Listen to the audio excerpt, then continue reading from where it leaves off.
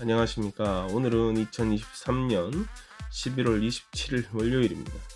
개인적으로 바쁜 주말을 보냈습니다. 여러분들의 주말은 어떠했습니까?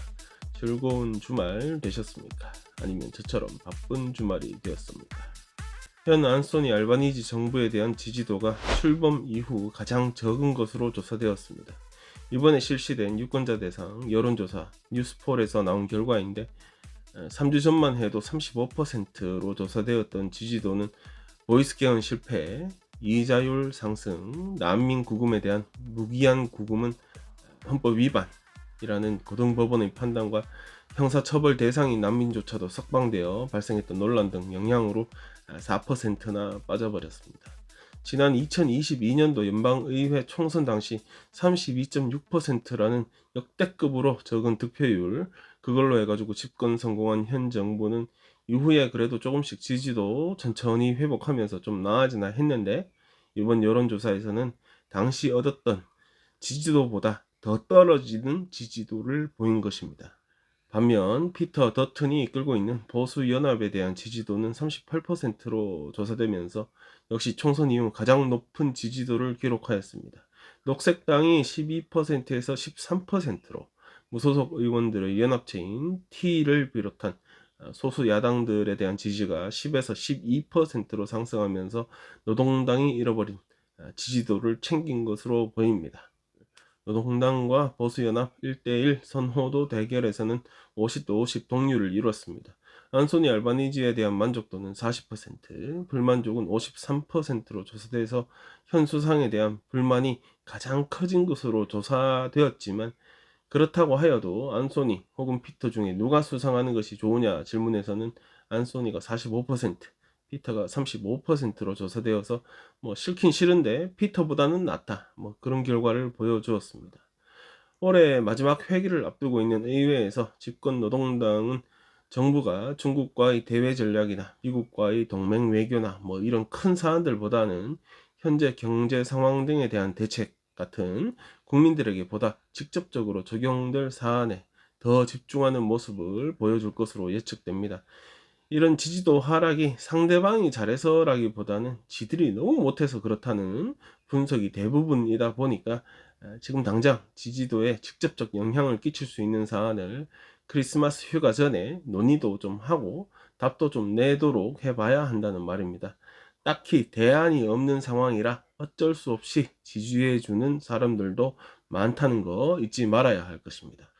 아까 잠깐 말씀드렸지만 최근 호주 고등법원이 결정한 것은 불법 이민자, 난민이라고 하여도 사람을 무기한 구금하는 것은 위헌이라는 판결이었고, 그로 인해서 장기간 구금되어졌던 사람들 석방되고 있습니다. 현재까지 141명이 석방되었다고 알려졌는데, 여기저기에서 우려하듯이 그중 일부는 범죄인이기도 합니다.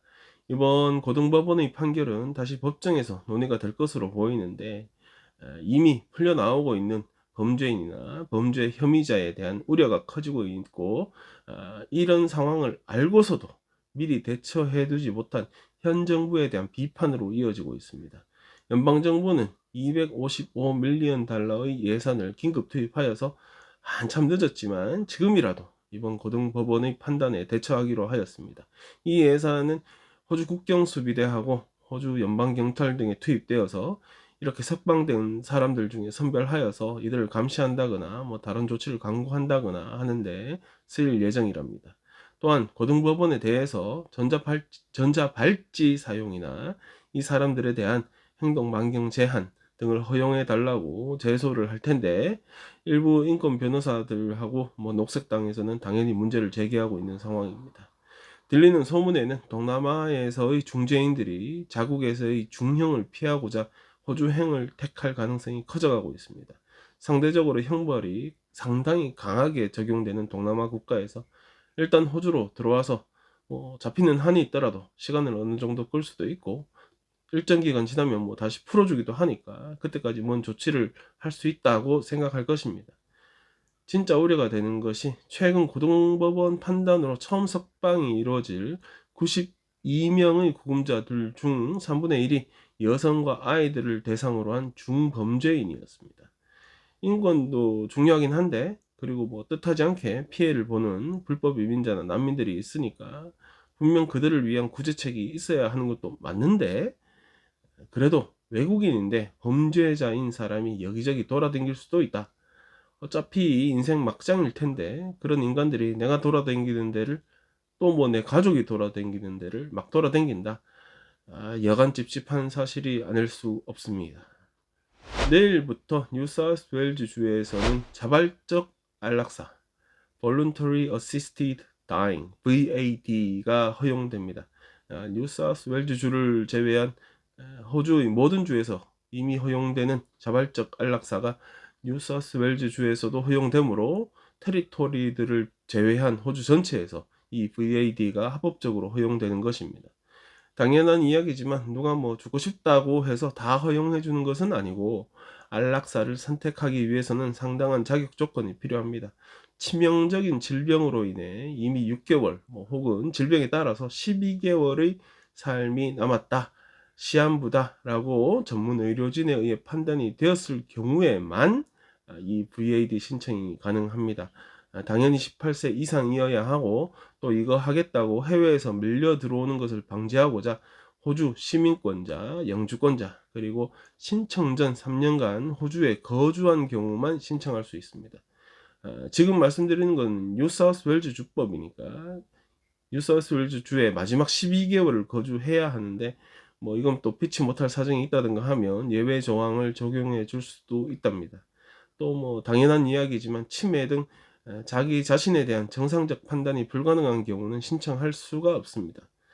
쉽게 결정되어지면 안 되는 사안이니까 각기 다른 의사의 승인을 3단계에 걸쳐서 단계적으로 받아야 하는 등 상당히 까다롭습니다.